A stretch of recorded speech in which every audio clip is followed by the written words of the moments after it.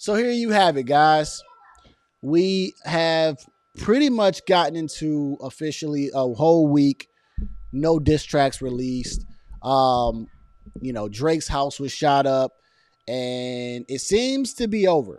Right? It seems to be died down, and now the opinions can now fly for who you think was the winner, whose music you like better. This is all personal opinionated. Opinionated.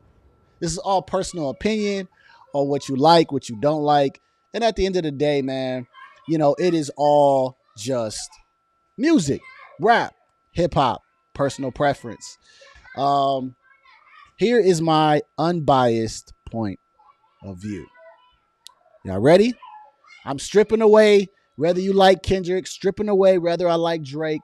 I'm just going to give you an unbiased point of view from the bird's eye view now that it's over. All right? Let me move this down a little bit. Move that up. All right. So I believe that this particular fight for Kendrick Lamar was genius. Not genius in the approach of the music that he dropped, the production, not necessarily the strategy, but just taking a fight from a much bigger opponent that people do not like. Okay. So what I seen here was a lot to gain for Kendrick and nothing to gain for Drake. Right. And I think that we can at least agree on that point. Right. If we can't agree on the fact that Kendrick had a lot to gain from this particular beef, meaning he had an entire audience where he could share his music to, meaning his audience, and then also to Drake fans as well. It was a time for him to showcase what he's got. Drake fans, they were able to get music out of him, out of their artists. Okay. So at the end of the day, both sides got what? They got music. Right? They got music. Audio Jungle. From a battle standpoint, Drake doesn't duck a battle. Right? He's taking on Pusha T. He's taking on even people like Common and not Rick Ross, but some other guys as well, right? Subtle beefs. But sometimes some fights are not worth it, right? Again, can we agree to that? That not every single fight is worth taking, right? For example, Floyd Mayweather. There's no real need for Floyd Mayweather to fight anymore. If he loses an exhibition match, then it will it stain his career? No, but then they'll say Floyd lost an exhibition match. So it was really no win or loss for him, right? Kendrick Lamar had a lot to gain from this. Drake didn't. So was this a fight that Drake should have taken on? Right? And when I look at it again, no. Because you can't fight the world and expect the world to, rock with you, right? Unless you're just that strong of a person to where you can say, hey, I don't care what nobody says. This is what I'm going to do. And so the culture had a favorite in the battle. It was genius, great for Kendrick Lamar because guess what? Everybody's going against, the Goliath or the big guy. So everybody's going against him, but you're the main person they want. So it was great for him to go up against him and make the music he made because his fans love that type of music, right? That's normal for Kendrick, right? The music that Kendrick Lamar made is normal for his fan base, right? So regardless of whether someone liked it or not, this is what he drops. Same thing with Drake. Drake fans are used to the type of stuff that he drops. This is normal for them. Now it's time for a favorite. And this was Kendrick fighting up and Drake having to pretty much fight down. Do you need to fight? No. Right? And so I think that's what we got here, guys. And so when I look at it now, it was a catch-22 fight for Drake. It really was. People didn't want to rock with him. I seen more Drake hate than the fact that they didn't like his music.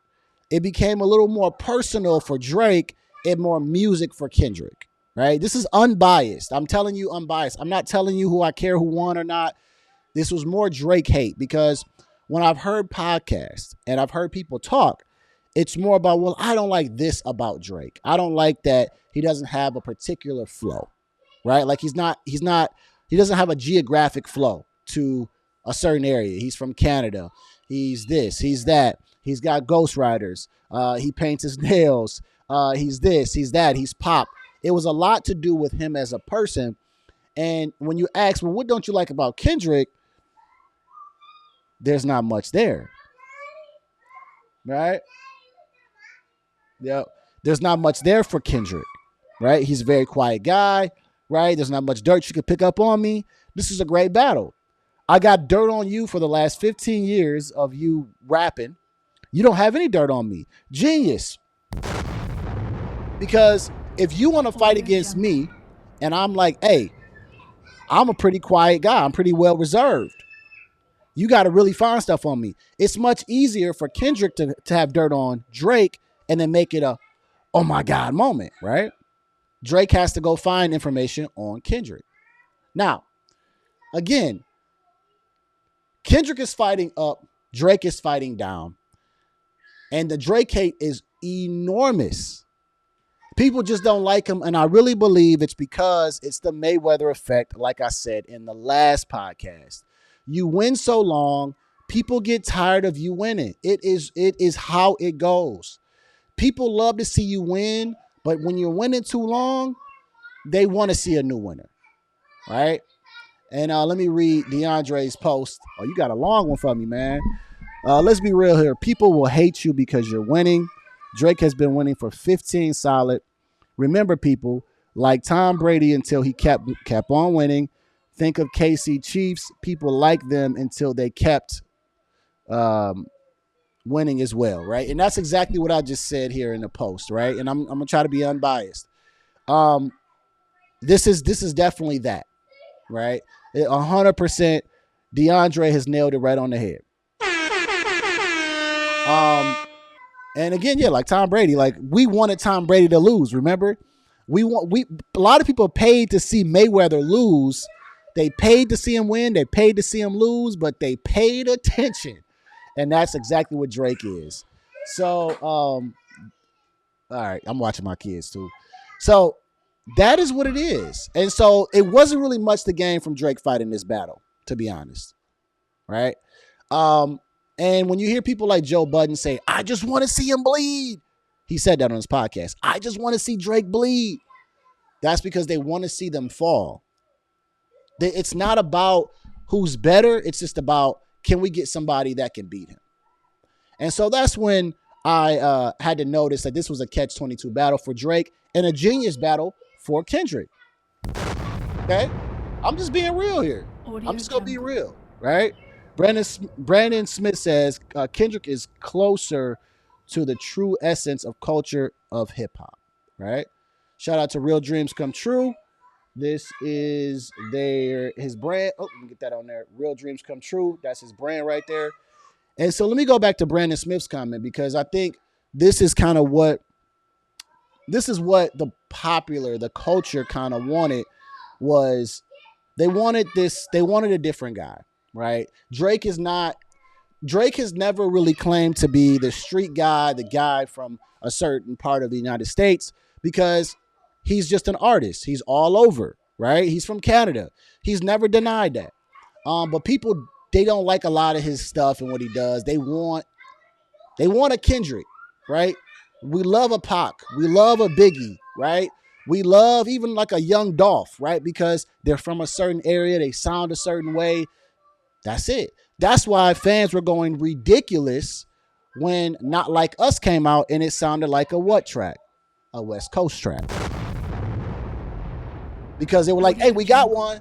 It was a West Coast sound, right? But I think that personally is what I like about Drake, is that he does not have a particular sound. He's not a one-dimensional person. But that's what hip-hop likes, right? Hip-hop likes that. So let me see what else. Drake benefits from the culture. And when you say benefits from the culture, what does that mean, though? What does that actually mean? The AI disc showed Drake's hand. I think the AI disc was actually pretty dope. I think that the AI disc may have been ahead of people's time, right? I think it was a clever way that he used it, which was basically at the time. Remember, Kendrick didn't respond, so he was using Tupac to say, "Hey, man, come save West Coast," right? And if you're talking about him using that and then using the "Not Like Us" beat, then I can kind of understand what you mean. But I thought it was a clever way to say, "Hey, you need your guys to come help you with this beef." But I think Drake clearly kind of had the better production. Nobody said Drake's stuff was weak. Not one person said Drake's raps were weak. He says, "What culture? These black people act like they don't want to be black." Oh boy, we got an argument going on right here in the Facebook, and he said it validates what everyone has said and is saying about Drake. He is also an industry puppet looked up to Lucien Grains at UCMG. You can't prove that, right? These are the other things about Drake that people don't like, but you have to prove that point, right? You got to prove it. So Lucien Grains, UMG, puppet, this and that. Y'all got to prove these things, right? Y'all can't just say these things because you don't like someone, right? What I'm giving you here is an unbiased point of view of both artists. Genius from Kendrick to take on this battle because everybody's going against Drake right now. Drake, not really a great battle for you to take on because they don't really care about what you drop. Because let's be real here. Drake has a high level of here. LeBron James, Michael Jordan, Kobe Bryant, Tom Brady, they all play up here. It gets normal from us from a fan standpoint to see him always play here, right? If LeBron James scores 15 points, we're like, oh man, that's a decent game, but that's it's normal. He can do more. Him doing millions of views is normal for Drake, multi-million views. For Kendrick doing millions of views like that, like he did, where he had number ones, that's not normal. So yes, there's the culture shifting towards a particular person. Absolutely, they are. But it's normal for a man like that to play at a high level. It's not at the end of the world that Drake gets a number one. It's, oh my God, and oh my God, Kendrick got a number one record, which was Drake focused. But I don't think that he's an industry puppet. These are things that I think a lot of people in the culture use. It's not the plant word, the puppet. It's like, listen, man, people put in work, man. People do put in work. I'll even say Kendrick Lamar also puts in work. For me to say he's a culture plant or something like that would be ridiculous. He put in the work. People like him. It is what it is. But I think the Drake hate is just too big. Literally. I've heard more people say things about what they don't like about Drake in this beef than about the music. All right? That's what I've heard, to be honest with y'all. I haven't heard people say, I don't like Family Matters. Now, I'm gonna give you a little bit right here. I gotta give you a little bit. Family Matters, I think Family Matters might have been the best track out of them all. Kendrick's best track is probably Not Like Us. Because Euphoria didn't do it, 616 didn't do it, and it got removed, which people aren't talking about. They'll talk about Taylor Made, the AI disc, and how, oh my God, he got removed, he got sued, but they won't talk about the 616 disc. Got to see the bias here. I think Meet the Grands was sour. I was like, yeah, good concept, not really rocking with it. Family Matters was hot. Not Like Us was dope. The Heart Part 6 was more of a response. Drake was rapping on that mug. But my favorite from both of them, well, Not Like Us is not my favorite. It's a favorite for Kendrick. Like, I'm not listening to it like on replay. But from all of his tracks, that's his better one. It took him 4 shots to get one. And then Drake, Family Matters was dope. Push-Ups was nice. Push-Ups gets replay. But Family Matters was hot, bro. Audio Jungle. And Kendrick fans can't deny that Family Matters was not hot. All right. Let me see what else DeAndre said. DeAndre says industry plants is Sexy Red and most female rappers and mumble rappers. Um, yeah, so that's really what I believe, man. I believe that, this was not really a great battle for Drake. Now, do I think it stains his career? I don't think so. Just like Pusha T didn't stain his career.